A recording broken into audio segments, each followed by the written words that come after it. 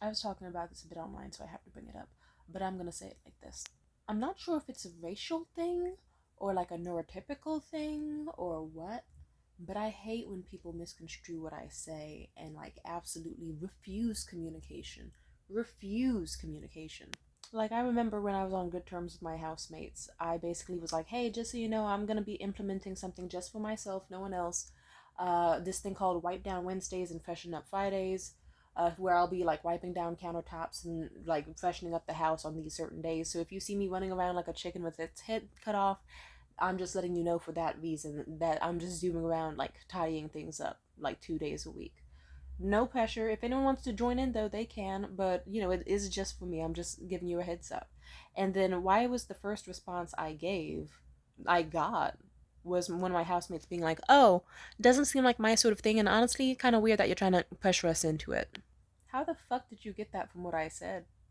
Anyway, that's kind of why there's memes where it's like, ooh, Sock wants to know why you're weaponizing your mental competence by asking them to do the dishes energy. But it's so funny because I was not asking them to do the dishes. That same housemate, I think it was the same housemate, I don't know, I hope it was. Or it was a new housemate with the same type of irritating behavior. I remember at some point I was like, "Oh hey, I noticed you in the living room working on things. Can I ask for your help on something?" They were like, sure." And then I say, "Cool. I have these string lights in the living room, but it seems like they've burnt out. I know we all love them in the house so much because it makes the place look like bisexual colors, but it seems like I've replaced the batteries, so they're finally working again. But the only issue is it lost its like battery pack cover. So if it's not covered and it doesn't seal it to keep it in, then the batteries are going to keep falling out and not working. Do you happen to have any tape, or are you able to maybe help me like tape this down? I'm kind of struggling myself." They could have said no, but instead they were like, sure." And I was like, "Oh, okay, sure. Well, yeah, but if you don't want to, then you don't have to. Like, feel free to let me know if there's any issues, or if you don't want to do it. If you don't have the time, that's okay." And I left it with them and thought that was it. I didn't hear about how it was going for like a week until, guess what? I kind of was curious. I came to the living room and saw smack dab in the middle of the table the string lights. All I asked of them was to use tape and wrap it around the batteries just to keep them in the compartment so that the string lights would work. Why did I come and see the entire string lights dismantled entirely, as if someone intentionally wrapped the cord of wire in their hands and then yanked it out of the entire battery pack compartment, and then also removed the inner like chips and like microchips and shit from the inside? I was secretly fuming, but I just was like, because it's like, how did this happen? Really? How do you do that? But I just sent them a text like, hey, I found the string lights. I'm not sure what happened. If you were struggling with them, or if you didn't quite understand what I meant, you could have asked me. Like, I hope that we can foster a good relationship so that you trust me. I know you like to do some things by yourself, but I still really, we care about you and you're a great asset to this household, and we never want you to go through anything alone. I am a bit confused on what happened with the battery lights, but I do appreciate your attempts to trying. And I just sent this like overly nice text message that I thought sounded nice, but I guess they read it as passive aggressiveness out of paranoia. And then guess the fuck what? That led to such a conflict that lasted for weeks, mainly one sided. They were paranoid, I was totally fine. And they were the one being a fucking asshole, but trying to make me out to be the asshole. And then next thing you know, they moved out. And I did not care. Because it's like, okay, why would you agree to do something that you didn't want to do? Why would you, like, yeah, how did that fucking happen? I also remember I had this friend, Cameron. Yeah, he used to be one of my best friends. But I remember when we first started talking, we were talking about stuff. He was like, I was like, ooh, have you ever wanted to be at a nude beach? There's a bunch of them opening up this summer. And he was like, nah, it's not my type of thing. I think it's kind of gross and weird. And just, I don't want people to see me and I don't want to see them. And I was like, yeah, that's cool. I think I probably would do it just because I like the idea of it. Like, it seems kind of nice, like sun on your skin, like sand on your toes, water on your balls. It seems kind of fun. It honestly seems refreshing. I see why some people do it. And then he just out of nowhere, like in the middle of texting, was like, why are you trying to convince me to do it so bad? I said I don't want to do it, so stop trying to convince me to do it. And I had to sit him down and be like, Cameron, I'm just stating my opinion. I in no way said that you have to do this. I in no way said that you're closed minded for your thoughts. None of that. I just explained why I thought they were cool. I didn't say anything else. I could give a fuck if you go to a nude beach. And he was like, oh shit, really? Really? You weren't trying to convince me? I was like, no. That would be weird and predatory. And he was like, oh, okay, shit. I misread that whole situation. My bad. I have a million more stories in this department, especially over my ex Liam's family. They were so strange. They wanted to paint me out to be the bad guy, but oftentimes, like, I could just be at their house, and I was often told, like, ooh, make yourself at home, anything in the fridge, enjoy what you want, blah, blah, blah. But I still had manners and stuff, so I remember I went in their fridge just to get a little milk or something, but I saw they had orange juice. And I thought, oh, this is nice, but it seems like it's freshly purchased and sealed, and I want to be polite. So I guess I grabbed it and I was like, oh, hi, does this orange juice belong to anybody? And if it doesn't, can I have some? And if it does, can I have some? Or is this just for the house? And then my ex's brothers stared at me for like 6 seconds, then stared at each other for like 6 seconds, then stared at me again for like 6 seconds before I repeated myself. I was like, hey, sorry, did I not say it right? Like, is this someone else's personal juice item that I can't have, or is it for the house and I can enjoy it freely? And then they did the exact same thing again. And then I just said, okay, you know what? Just fuck this. I'm trying here, okay? I don't get what's so hard about this question. I forget if I poured myself a glass of juice or not, but oftentimes there'd be things like that with their family. But in hindsight, my ex's brothers were also the types of people that were like, oh, hey, Liam, I don't get why you keep your snacks hidden in your room. Like, just put them in the cabinets. No one's gonna touch it. But Liam never did. Why? Because his brothers would be the type of idiots that would go out of their way to be like, this looks like some shit that definitely ain't mine, that I did not pay for whatsoever. I'm going to eat all 8 of these by myself in my room and then pretend I don't know what happened to them. Once, one of those idiots, like, oh my god, I'm saying idiots now, trust me, I was very nice to them, a lot nicer than I should have been in person, but now that it's been years and I can talk about it, I'm gonna call them fucking idiots. One of them was so stupid that he just fully grabbed this, like, trail mix snack bar and ate it. And then was like, oh, guys, I don't know, I feel weird. His eyes started swelling, his skin started turning pink, his throat started swelling, and he started coughing and shit. Mind you, he's allergic to almonds. And so his older brother, Gabe, he was like, so let me get this straight. You saw that this wasn't yours, and you saw that it is a fucking trail mix bar, and it even says contains nuts on the side, and you still chose to eat it? And, like, his brother ain't got shit to say about it. Yeah. Yeah, there's a lot of stories like that. I'm kind of glad I'm glad I don't have to associate myself with those people. Still waiting on the day I can curse them out.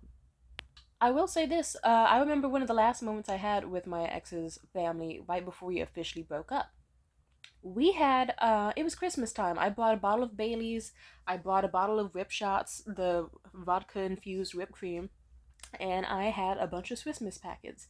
And I was like, hey y'all, I'm gonna be making some boozy hot chocolate. Does anyone want any? Otherwise, I'm just gonna make some for me and Liam. Just being polite. I had a lot of packets. And then they were like, oh, sure, I'll have one. Yeah, sure, sure. Eventually, everyone put their hands up and said they want one. And then, but then as I got done making them, I realized there were like, let's say, there were like 5 of us, but only 4 matching cups, and so someone had to take a non-matching cup. And so I announced to the group, hey, so I just finished with the hot chocolate, and it seems like we don't have like enough cups that match. Would anyone feel weird if they had a cup that didn't match the rest of the group? Like a question that I thought was silly, but I wouldn't want anyone to feel weird. And basically everyone looked at each other, was like, no, I'm fine with it. Yeah, I'm fine with it. No, we don't care to give us whatever. Guess what? The second I bring out cups to everybody, I bring out, like, everyone else gets like a big brown mug. And then this one member of the household, sadly, since we did not have any more mugs, got it in like a white plastic cup. But it was still perfectly food safe. And I was like, here you go, Eastlyn. This bitch is like, why is my cup different than the others? As if I had as if I was gonna poison her. And then everyone in the room acted like they got memory fucking lost and just were like, yeah, why is her cup different? And for context, me and Eastlyn also had a little online spat once, but that's some context there. So Eastlyn was trying to go out of her way to make an issue that wasn't there. And so I, with my low patience, I said, "Oh my fucking god! If you didn't want a different cup, then don't ask for it. Then don't say you're fine with a different cup, because I already asked in advance." And I just sat the cup near her and said, "Someone take this one. If you don't want it, then I'll take it." And like, Yeah, and then I full on just was like, you know what, I've dealt with a year of this fucking stupid ass family that prefers passive aggressive, condescending behaviors and retarded actions over actually being decent. And I said, hey, guess what, everybody? If you don't want a hot chocolate, then probably don't raise your hand when I say, who wants a hot chocolate? I do. Or it's like, who wants a hot chocolate in a different cup? Who's okay with that? Don't raise your hand and say, I'm okay with it. Otherwise, I'm gonna give you a hot chocolate in a different cup. Wow, who would have thought it? And I remember, but guess what? They shut the fuck up after that. And then they all enjoyed the fuck out of that hot chocolate. Funny enough, everyone lost their focus on that conflict and immediately went into, holy shit, this is a bomb ass recipe. This is the best thing I've drank in my life. And then I broke up with Liam like a week later for nasty ass reasons. Now, to finish off this video, if I had to choose some common denominators, I can say, ooh, some of these interactions were over text, and text doesn't always convey, like, emotions. Conversation has, like, vocal inflections, or facial expressions, or timing to show that someone is joking, or not serious, or this, that, or the other. But also, I'm noticing that out of these people were white, and that I actually have talking to people, politically correct and not, and they have all told me, yeah, it's not really a thing like for our families to talk about issues directly or to talk so bluntly and directly. There's always some sort of like subtext or underlaying bullshit or some sort of like, just if conflict happens in their family, no the fuck it doesn't, you have to pretend there isn't and just brush it under the rug. And that it's like passive aggressiveness is just like a huge thing that's been in their culture or whatever for like generations, so no one ever knows how to actually directly handle communication. And then also, it's like, okay, these people were usually neurotypical or at the very least not autistic. Like, if they were autistic, they wouldn't fucking bat an eye at what I said. But they usually were people who were, you know, not, like, yeah, not autistic. Neurotypical people who probably just were like, oh, is she being a fucking cunt to me? Is this how a way of starting a fight? It's like, no, this is my way of having a conversation. And then finally, some people can also describe it as if someone really has bad intentions towards you or like a bad feeling about you or their own fucking fears surrounding you, they're going to let it get in their head what you feel or how they see you, and nothing you do can change that. So if someone's anxious, like my housemate was the anxious type that's like, oh my god, Tamia's out to get me. Tamia's out to get me. She probably thinks I'm a fucking slob. She probably thinks I'm a stupid fucking bitch and she hates me. Oh my god, just like my mom and my dad did, and my fucking dad hates me. And it's like, bitch, no. I was just, you're a grown fucking adult. You're in your mid-20s. You have the right to say no to somebody. And I could have handled that like an adult and said, oh, sure, no problem. Is it okay if I borrow your tape? I don't have any tape. Or just, like, be fucking normal. Stop being paranoid all the fucking time. Even with my most recent ex, like, he had that issue, and then we would have conflict that could have just been resolved by him directly saying, like, I don't know, people will be like, hey, to me, I love that you're so direct and I can talk to you directly and communicate with you and we can resolve things super easily. But instead, niggas will just go, Tamia, my favorite person to communicate with. I'm going to do anything but that. Fucking annoying.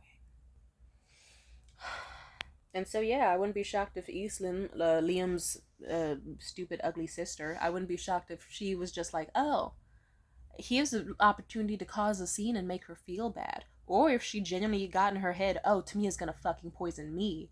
I'm gonna be the one that fucking gets poisoned by Tamia. Tamia did something to my drink. I bet she's spat in it because she hates me. Bitch, I don't hate you. If I hated you, I would not make you hot chocolate. Duh. If I hated all of you, I would not make you hot chocolate. I thought they were annoying and despicable, but hate is a strong word. I hated their actions more than them. And they just so happen to do their actions way too fucking much. And so, yeah, I think it's just, I've noticed it happens with people who have anxiety, people who are not melanined, people who usually hate you from the beginning. They're going to be looking for ways to start a conflict with you no matter what you do, even if you're out here giving them gifts and hot chocolate and being nice to them. And yeah, so it's like, it gets on my fucking nerves. It's like, it just makes it harder on everybody, and it makes situations unnecessary. Alright, peace out.